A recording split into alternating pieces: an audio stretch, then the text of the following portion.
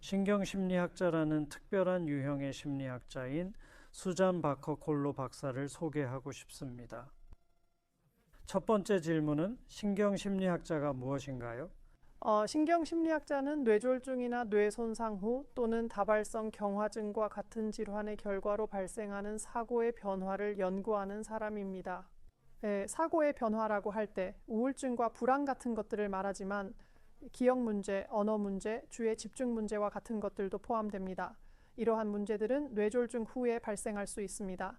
이러한 문제들은 뇌졸중 후에 꽤 흔합니다. 만약 신경심리학자가 도움이 될 것 같다면 어떻게 찾아야 하나요? 많은 재활팀에는 실제로 신경심리학자가 팀원으로 포함되어 있습니다. 주로 병원 환경에서 그리고 일부 사설 환경에서도 그렇습니다. 신경심리학자가 있는 환경에 속해 있지 않다면 개인적으로나 병원의 일환으로 신경심리학자를 만나기 위한 추천을 받을 수 있습니다.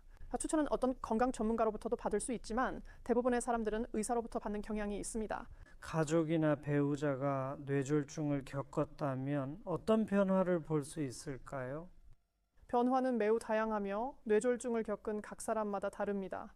기분의 변화, 예를 들어 무기력함, 우울증, 슬픔 등을 다시 한번 느낄 수 있습니다. 불안이 증가하거나 새로운 것을 시도하지 않으려는 모습을 볼 수 있습니다. 예를 들어 넘어지거나 또 다른 뇌졸중을 걱정할 수 있습니다.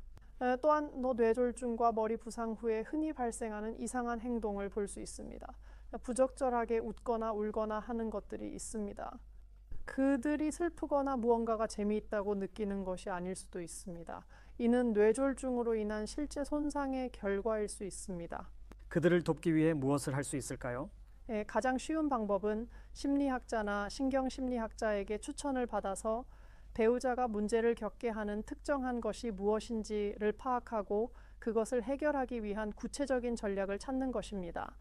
각 사람마다 매우 다를 것입니다. 부적절한 행동이나 당황스러운 행동을 언급하셨습니다. 이러한 유형의 행동은 무엇이며 어떻게 반응해야 하나요? 뇌졸중을 겪은 사람이 부적절하게 욕을 하거나 웃거나 사회적 상황에서 부적절한 성적 행동을 하는 것은 드문 일이 아닙니다. 이는 보통 뇌에 발생한 손상의 결과입니다. 가족 구성원과 매일 그 사람 주변에 있는 사람들이 그것이 의도적으로 이루어지는 것이 아님을 이해하는 것이 매우 중요합니다.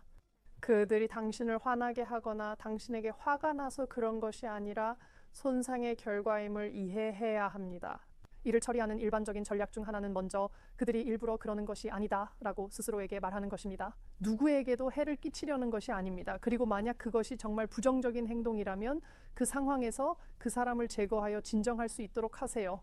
이러한 행동은 종종 불안 수준이 높거나 흥분 수준이 높거나 상호작용을 원하지만 계획한 대로 나오지 않아서 발생합니다. 따라서 그 사람을 상황에서 벗어나게 하여 불안이 가라앉도록 하거나 무시할 수 있는 상황이라면 그 행동을 무시하세요. 행동을 무시하고 어떤 방식으로든 강화하지 않도록 하세요. 꽤 흔한 일이라면 방문객이나 가족, 친구들에게 기대하라고 말해야 할까요? 물론입니다. 뇌졸중이나 뇌손상을 겪은 사람과 상호작용할 때 무엇을 기대해야 하는지 알면 훨씬 더 쉽게 상호작용할 수 있습니다. 누군가와 상호작용하다가 갑자기 욕설을 내뱉는다면 준비가 되어 있지 않다면 어떻게 반응할지 상상할 수 있습니다. 따라서 누군가와 상호작용할 때 사람들을 준비시키는 것이 매우 중요합니다. 이것은 조가 특히 흥분하거나 화가 나거나 불안할 때 하는 행동 중 일부입니다. 라고 말하고 새로운 사람과 상호작용할 때마다 그렇게 하세요. 그리고 따라서 기억에 영향을 미칠 것입니다. 기억 상실을 다루기 위한 몇 가지 전략을 논의해 주시겠어요? 기억은 사고 변화와 관련하여 뇌졸중 후 가장 흔한 불만 중 하나입니다. 기억에는 여러 다른 부분이 있으며 그중 각 부분이 뇌졸중의 결과로 손상될 수 있습니다. 따라서 사용할 수 있는 다양한 전략은 기억의 어느 부분이 영향을 받았는지에 따라 다를 것이며 신경심리학자는 손상된 부분을 파악하고 각 부분에 대한 구체적인 전략을 제공합니다. 예를 들어 주의 집중에 어려움을 겪기 때문에 기억 문제가 있는 사람이 있을 수 있습니다. 주의 집중에 어려움을 겪고 있다면 사람들이 속도를 늦추도록 하고 대화에서 모든 정보를 받아들이지 못한다면 사람들이 당신을 위해 메모를 하도록 요청할 수 있습니다. 자신을 위해 일기를 쓰는 것도 좋습니다.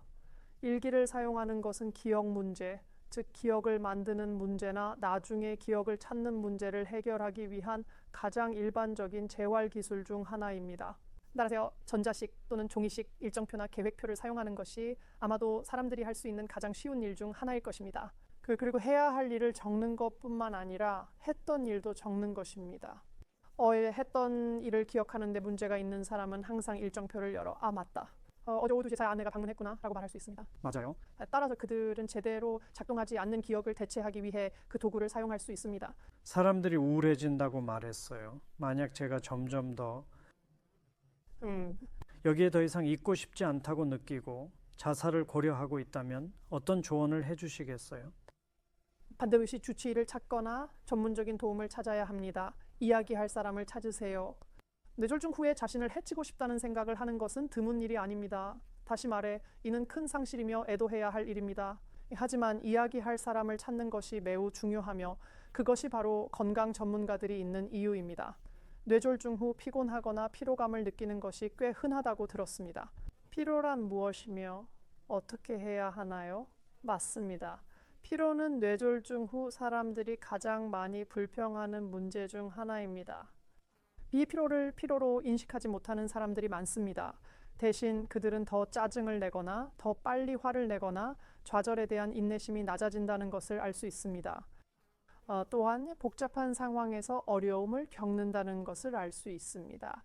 예를 들어 두세 사람이 동시에 이야기하는 것을 들으려고 할 때 훨씬 더 어렵습니다.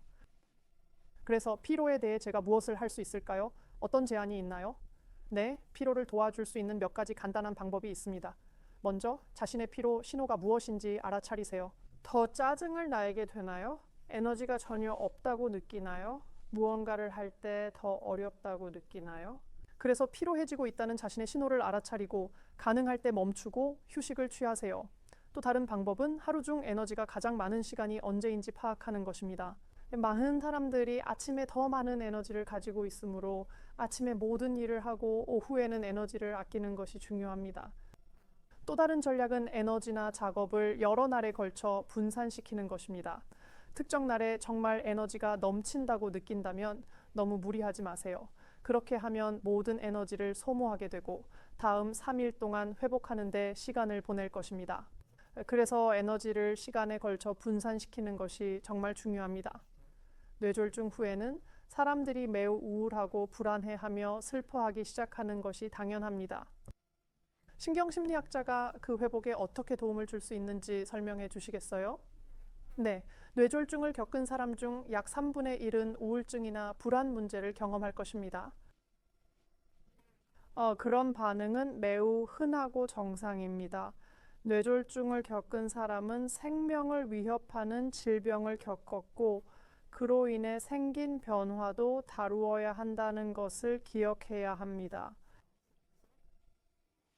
이동성 상실이나 독립성 상실에 대한 슬픔을 느끼는 것, 이러한 문제들이 그들이 직면하는 문제들입니다.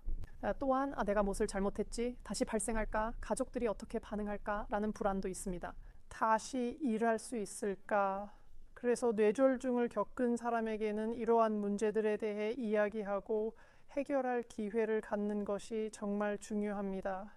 가족과 함께 그것을 하는 것은 정말 어렵기 때문에 상담사나 심리학자와 같은 전문가와 이야기하는 것이 좋습니다. 그 문제들을 테이블에 올려놓고 그들이 당신이 겪고 있는 것을 이해하도록 돕고 그들이 그 문제들을 해결할 수 있도록 도와줄 수 있습니다. 정말 감사합니다.